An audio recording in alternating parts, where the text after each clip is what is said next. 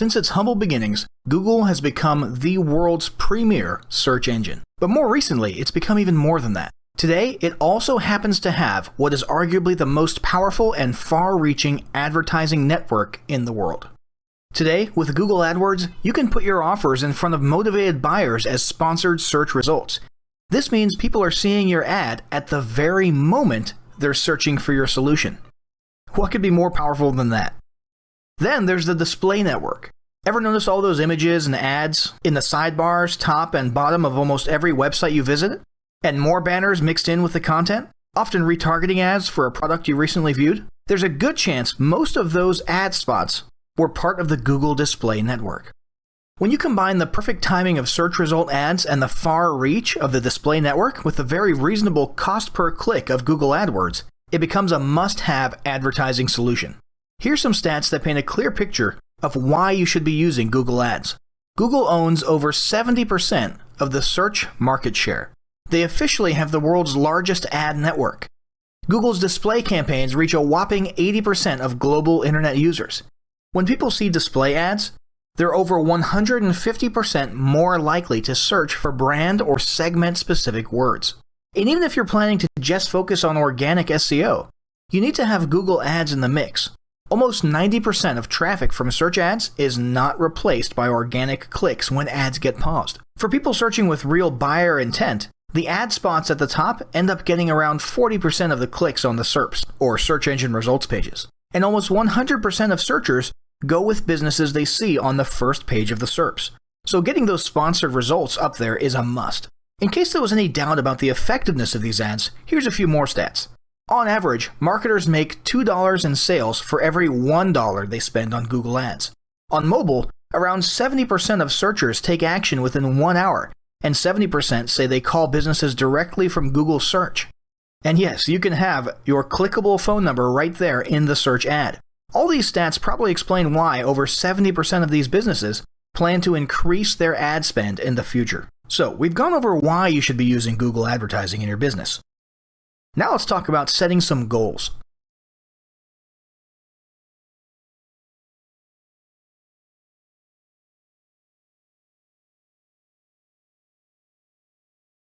Establishing goals is critical to the success of your marketing. Countless entrepreneurs and businesses have set up an advertising account, run a few ads, and then let it sit untouched for months or even years. This is usually due to a lack or absence of goals. So before you even begin establishing any sort of strategy, you need to establish clear goals. Your goals should be specific, measurable, and attainable. They can be long-term, short-term, or a mix of both. Deadlines and milestones can be helpful as well. Let me give you an example. I want to increase my traffic and sales would be an example of a bad goal that will likely result in your marketing efforts petering out after a while, because there's no specifics or milestones. On the other hand, I want to generate 1,000 new leads by Christmas is an example of a good goal. It's specific, measurable, and certainly attainable.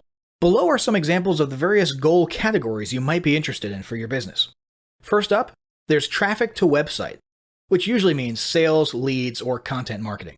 Probably one of the most popular goals of marketing is to funnel your traffic back to your own web properties and convert that traffic into brand followers, leads, prospects, and customers. So maybe your goal is to get people to a landing page with a free offer where they can subscribe to your list and become a lead. Maybe they're being sent to a sales page or an e-commerce store. Maybe you just want to do some content marketing and send them to your blog. Next, let's look at the social following goal. In this goal category, your aim is to build a large number of followers. This usually means likes in the case of a business or brand page, or it could mean friends if you're focusing on your personal profile. The main sought-after benefit here is to increase the number of people who will see your posts in their newsfeed.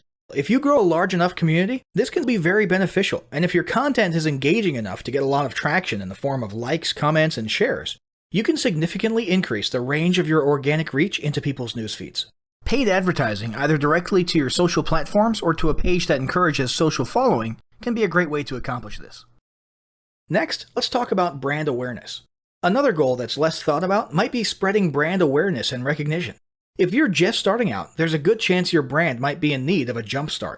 If nobody's ever heard of you, a great way to increase recognition is to simply flood the web with ads that direct people towards unique, helpful, or entertaining content, and get your name, logo, and overall brand identity in front of as many eyeballs as possible, as many times as possible. If this is your goal, you want to avoid being salesy in the beginning. Ensure you're focused almost entirely on helpful, relevant, or entertaining content. Next, there's expanding existing audiences. If you've already got an audience, your goal might be to make it bigger.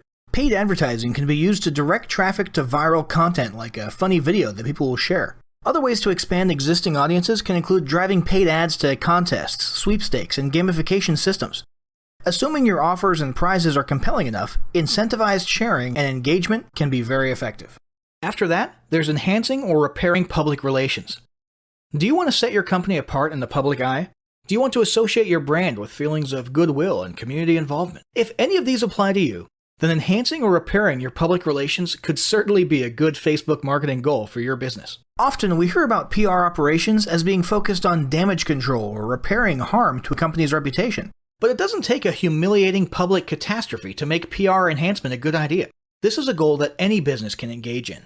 Non-sales related campaigns can include photos or videos that foster positive values and goodwill, or even involvement in social movements or noble causes. A quick note about the social movements: be careful not to alienate half of your prospects. Although you may be super passionate about something and it may seem like it's worth putting your company out there in association with a certain cause, there's a good chance that a month later when you sit down to do your bookkeeping, you're going to regret it.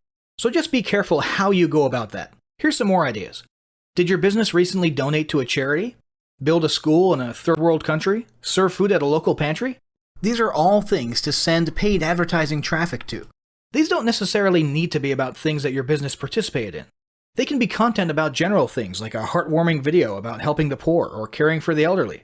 Special holidays like Christmas, Thanksgiving, or Mother's Day also present opportunities to leverage emotions, foster goodwill, and enhance your PR. Finally, there's market research. If you're just starting your business or going down a new path, you need to learn more about your audience and your market. Paid ads can get people to vote in polls, take surveys, or even drive them to the comments section of a blog where they'll share their opinions.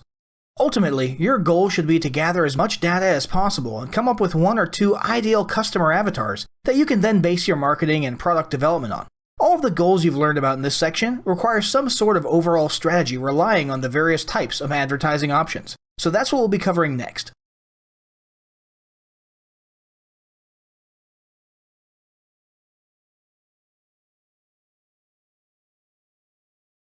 Now that you've got your goals established, it's time to start cranking out some quality ads. Let's look at some of the types of ads you can create and leverage in your marketing. First up, there's search ads. Search advertising is the ultimate perfect timing advertising method.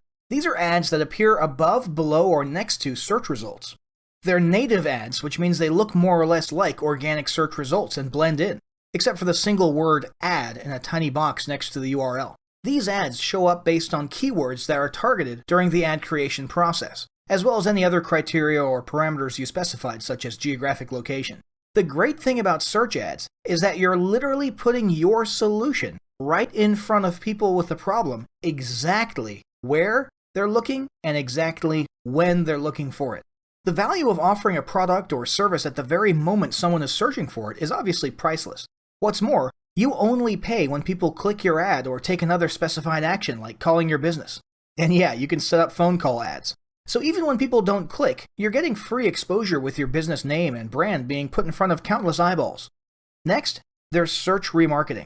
As if search ads weren't already cool enough, with search remarketing, you can take your ad spend efficiency and ROI to a whole new level. Unlike standard remarketing or retargeting, which follows people around the web, search remarketing is still something that happens on the search engine results pages. It allows you to show search ads specifically, not just to people using your targeted keywords, but to people using your targeted keyword and who recently were on one of your web properties.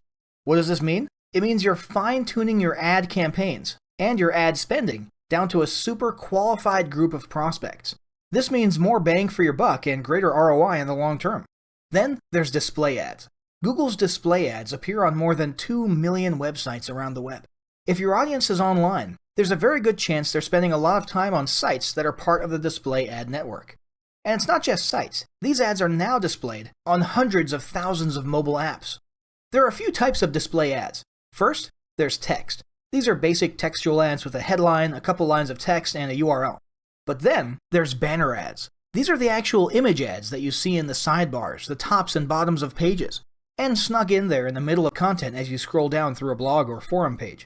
And it's not just plain images. These can be rich media, interactive elements, animated images, and more. More recently, you can even put your ads right inside of Gmail. Finally, there's video ads. Arguably one of the coolest advertising developments in recent years, Google's YouTube video ads are an incredibly powerful tool. All you need is a short video, such as a talking head video or an animated video or anything like that, and then using the AdWords creation process, you can then make YouTube ads that display in front of relevant or targeted people on YouTube.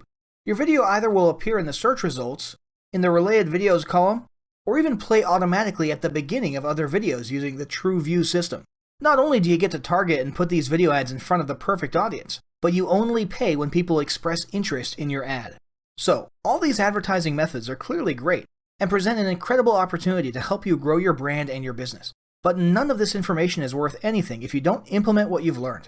With that in mind, make sure you implement the steps of the following battle plan right away. Step 1. Determine your advertising goals. Step 2. Get your relevant web properties ready to receive traffic. Step 3. Do some research to determine the best keywords and other parameters. Step 4. Choose your best ad type and start creating ads.